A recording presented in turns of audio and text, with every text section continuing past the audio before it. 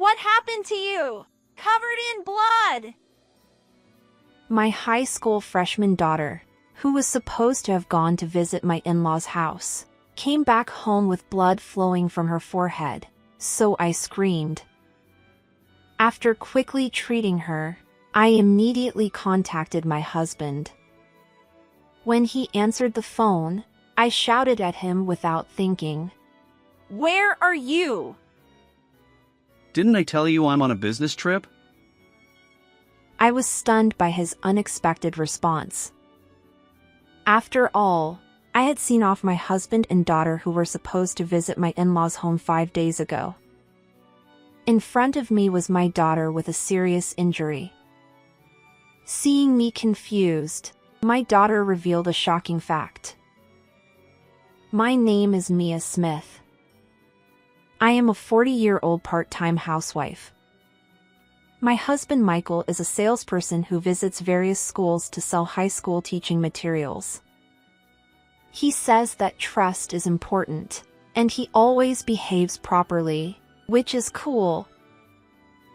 My daughter Sophia became a high school freshman this fall. She used to be so clingy that she couldn't leave my side, but now she's so reliable that she makes dinner and waits for me when I come home from work. I was living peacefully with my husband and daughter, but 5 years ago, my mother became bedridden due to an internal illness. Since then, I've been busy with caregiving and part-time work. I couldn't even visit my in-laws' house because of my mother's illness, and I couldn't make it happen even though I thought I should go there around Christmas. However, at that time, You don't have to push yourself. It's good that you have an understanding husband.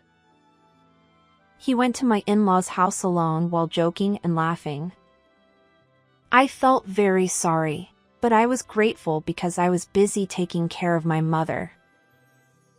However, 3 years ago, my mother-in-law died suddenly in an accident. My father-in-law was very depressed because they were very close, and Michael's visits to my in-laws' house increased more and more. I'll take my father on a trip to cheer him up. I want to treat him to delicious sushi. Furthermore, the expenses increased to $200 or $400 every time he visited my father-in-law's house. However, as someone who was not going back to my in-laws' house because I was only taking care of my mother, I couldn't say anything about the money. One day, my husband talked to me about the cost of visiting my father-in-law, as usual. I need $700 for the next visit. What? I wondered if such a large amount of money was needed for just one visit, but my husband didn't tell me the details of how the money would be used. It must be necessary money. I convinced myself that it was also something to make my father-in-law happy. However, I didn't have any spare money at hand due to the sudden expense, so I had to temporarily withdraw money from the account where I had saved my daughter's tuition fees.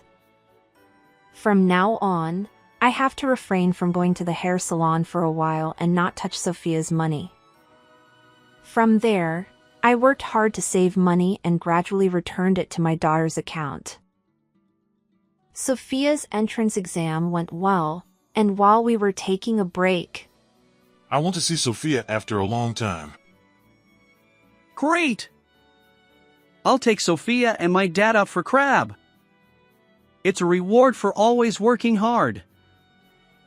Really? Yay! Thank you always. She never complained even though she was always being patient, and she helped me take care of my mother. I was filled with gratitude. On the morning of the day they were to leave, Sophia waved goodbye cheerfully and said she would buy souvenirs. Have fun. Everyone in the family was smiling. At that time, we had no idea that something like that would happen. It's been 5 days since Michael and my daughter went to my father-in-law's house. I was preparing lunch in the kitchen when I heard the sound of the front door opening with a bang. Who is it without ringing the doorbell? I was surprised and answered it loudly as I headed for the entrance. To my surprise, Sophia was standing there with blood flowing from her forehead. What happened? I screamed, looking around to ask my husband what was going on, but he wasn't there. I brought my trembling daughter into the house and immediately called Michael. Where are you? I'm at work. Didn't I tell you I'm on a business trip since the day after I took Sophia to my father's house? I was in great confusion. I didn't know anything about that. And most importantly, Sophia came back home with a serious injury. She probably just fell. Teenage girls tend to exaggerate, so don't believe everything she says. Bye. He hung up the phone. I couldn't believe such a crazy story, so I couldn't just say yes, I see. While treating my daughter's wounds, I asked her, "What happened? Did Dad go to work?" Sophia, with a pale face and trembling lips, muttered, Daddy pushed me. I was surprised, but I listened to her story while gently rubbing her back. Then I found out an unbelievable fact. My husband had been keeping a secret from us, and he had hurt Sophia because she found out about it. That wasn't all. He threatened Sophia, who was bleeding, saying, Tell someone about this. Next time, you won't get away with just an injury. Just then, my father-in-law returned from his outing, and Sophia ran away from my in-laws' house while my husband was distracted. Fortunately, Sophia had some money, so she was able to take the train alone, but she must have been so anxious while hiding her injury and returning home. I will never forgive anyone who hurts my lovely Sophia. I was angry not only about my husband hitting our daughter but also about the secret he had been keeping. I vowed to take revenge.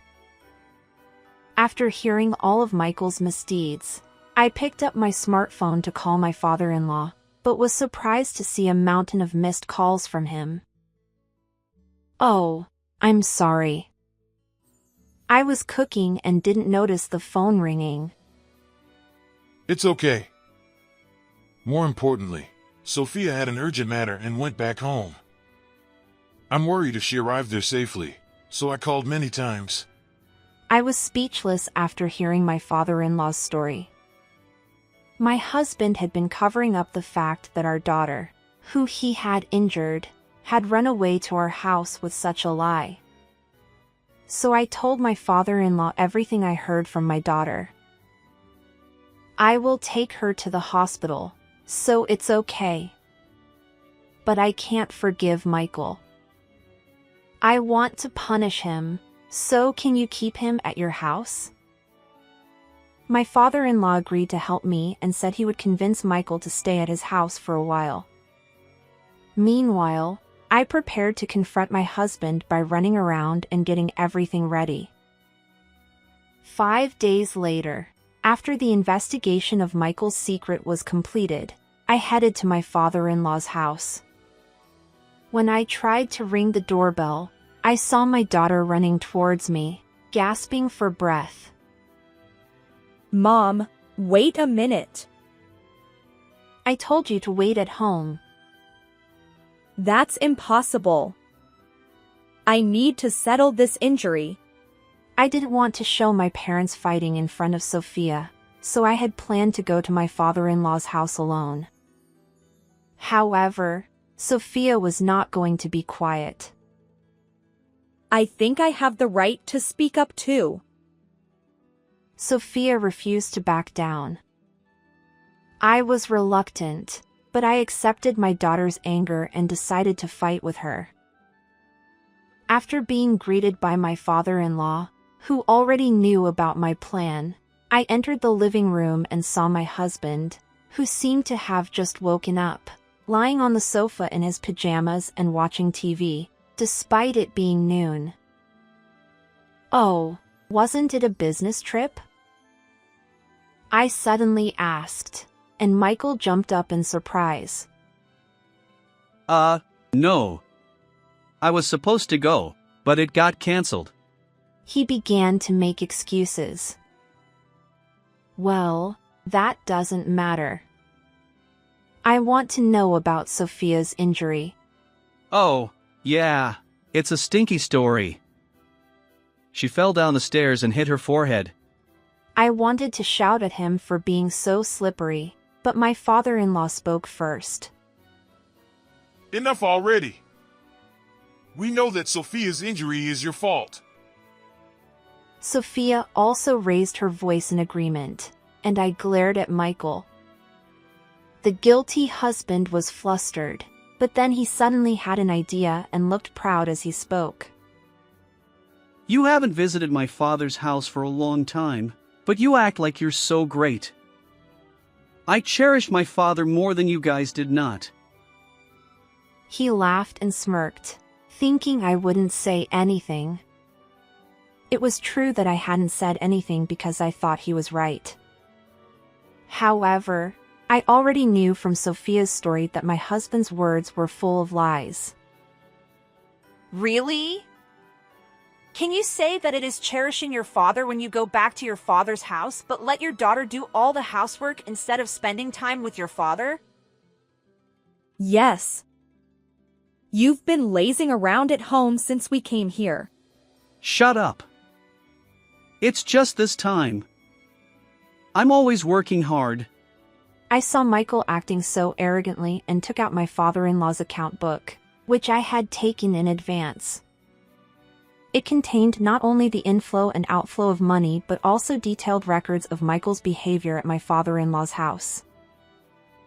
Let me tell you what's written here. On June 10th, I gave Michael $150 for transportation. He lounged around all day and went out at night as usual, returning in the morning. Food expenses were high because Michael was there. I read the contents in a monotone voice. According to the book, Michael lied that I didn't even pay for transportation every time he visited my father-in-law's house and received money from his father every time.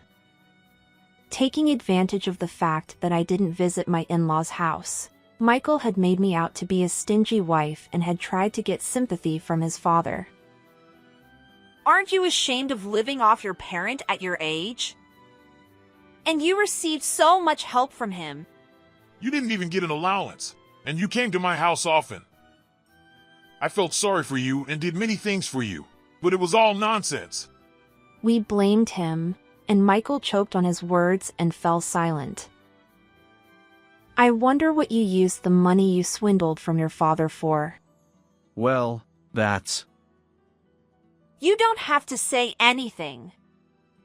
You're probably just thinking of another terrible lie.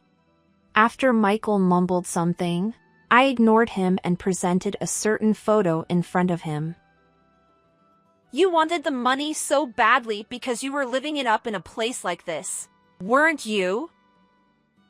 How do you know about this place?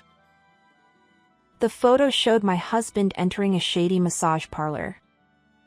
He probably didn't expect that it was so well known. Michael turned pale. In fact, this was the secret that Sophia learned during her visit. She thought that Michael was taking good care of his father, but he kept going out at night and returning in the morning. So she secretly investigated him. She installed an app on his phone that would tell her his location without Michael knowing. When Michael went out, she checked his location on her computer and found that he was always at the same place. When my daughter searched on the internet, it was a service for men at night. When she was about to call to inform me of what happened, Michael came home. He saw Sophia searching for the location and details of the place on the computer and got angry, then pushed her. Sophia hit her head on the corner of the dresser and bled. You know the rest. After hearing Sophia's story, I left my mother in the care of a professional caregiver for a few days and staked out the place to gather evidence of Michael's spending. I took photos of him entering and leaving the place. When I saw my husband, who walked into the place with a light step, I was shocked. You used the money we saved for Sophia's tuition fees for this? Daddy is the worst. Given the irrefutable evidence of the photo, my husband muttered in a small voice. It's normal for a man to do this kind of thing. He then looked up at my father-in-law and sought his agreement with an upward glance. What are you talking about? You can't afford to waste money on night outings when you have to pay for your child's education. I'm tired from work too.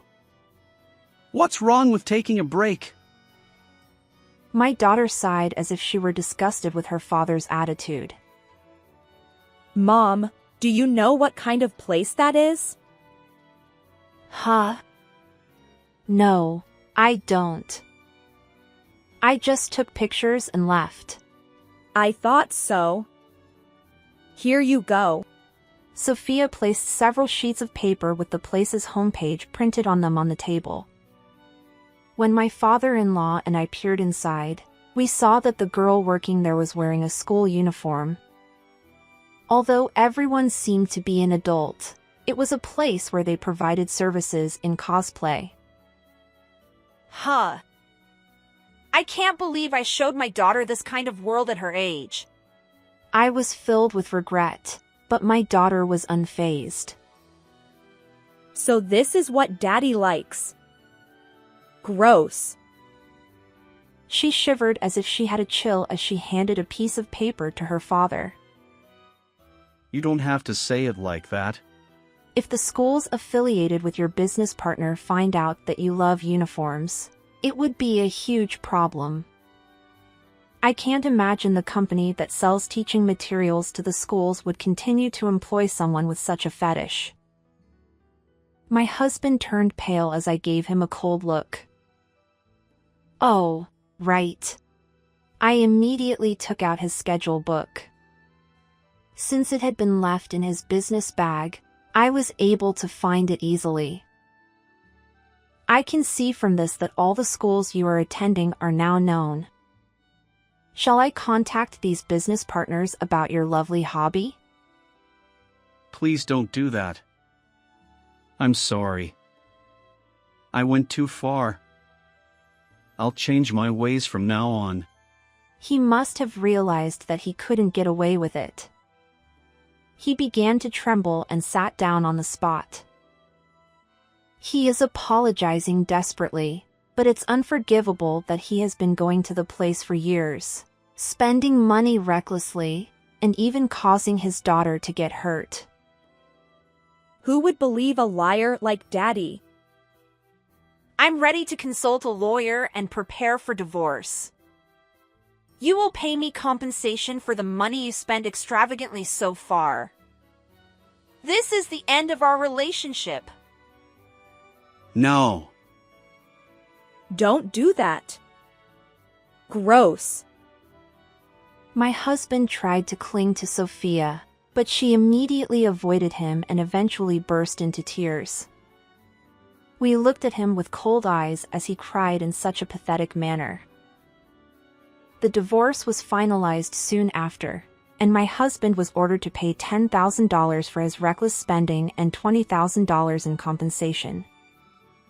Then, somehow, his frequent visits to that place were discovered by his company, and Michael was fired. He was also cut off by his father and now lives alone in a rundown house. He is surviving on day labor, but he can't afford to pay the compensation, so he ended up borrowing money from shady lenders and is now living in fear of debt collectors. On the other hand, I had more free time after the divorce. With my daughter's help, My mother's condition improved dramatically, and she no longer needed care. Now, the three of us women live together happily and peacefully. How was this story? Please subscribe to our channel. See you in the next video.